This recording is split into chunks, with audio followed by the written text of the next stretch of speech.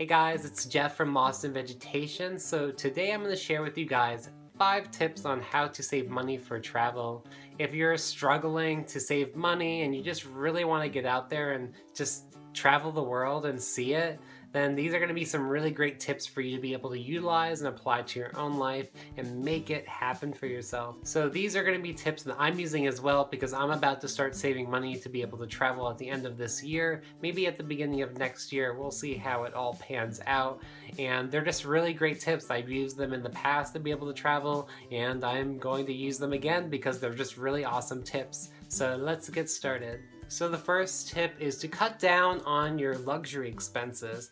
This could be anything from getting that morning latte in the morning, or going out to eat, or downgrading your cell phone plan, going out to the movies, buying new clothes on a regular basis, just buying electronics, having that cable that you don't watch that often since Netflix and Hulu are just more available and have everything you want to watch. So those are all great ways to cut down on your expenses. And in the mornings for that latte, you could just make your own coffee, and going out to eat, you could just start cooking at home more, and going to the movies, you have Netflix and Hulu to watch. Since that, you don't really need that cable plan, so just ditch it. What else? You could, instead of buying new clothes, you could just wear the clothes that you have already, or you could just go thrifting. Like, I love going to thrift shops and buying just really cheap, awesome clothes that people don't want anymore. I actually have had this shirt for a very long time. I didn't buy it at a thrift store, but I've used it to its max potential. I've had this shirt for like over 8 years. So those are all really great ways to just cut down on your luxury expenses. So the next tip is to plan out your meals. And I know we're all guilty of this. We go to the grocery store and we're hungry and we don't know what we're in the mood for the coming week, and we just go and we buy a whole bunch of random shit, and we come home and we are just like, oh, I'm gonna make this awesome meal. I just bought all these groceries, and we look at all the groceries we just bought and we're like, I literally have nothing to make a cohesive meal. So I think that's why it's really important to just make a list and plan out your meals before you go to the grocery store. And all you have to do is look through your circulars, see what's on sale, see if you have any coupons that you can use. Think about what you want to eat for the coming week, and think about foods that are going to have a lot of leftover potential, so you can have those foods for lunch the next day or later in the week. And also think about foods that are going to have some leftover ingredients, so you can use those ingredients for meals in the coming week. And also think about foods that are just like staple foods. So foods like rice, beans, potatoes, even pasta is really cheap, and just base your meals off of those. That's another really great way that you're going to be able to save a lot of money. So the third tip is to sell your belongings. We all have way too much stuff, more than we ever would need, so why not try to get rid of some of it? You could start by just having a yard sale. It's not that hard to set up a yard sale. Just get a table, put it out in front of your yard, get all your stuff that you don't want, put it on there, see if people come. You could put flyers around your town to get people to come to your yard sale, post it on Craigslist, all that fun stuff. You can also sell your stuff on eBay. People have been doing that for years now, and there's probably some other great websites where you can sell your stuff now.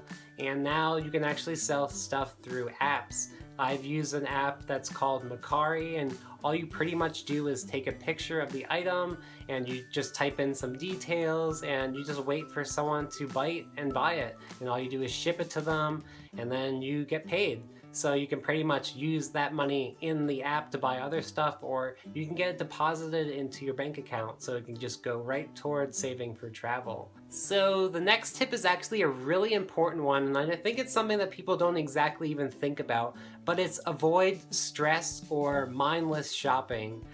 You know, you're that person that goes into Target and you're just there to get like dish soap or like just some random item, just one single item, and you end up walking out like an hour later with like over $100 worth of shit. So if you're feeling like stressed out or you're just bored, don't go to the store. You're just gonna end up buying a whole bunch of stuff that you don't need.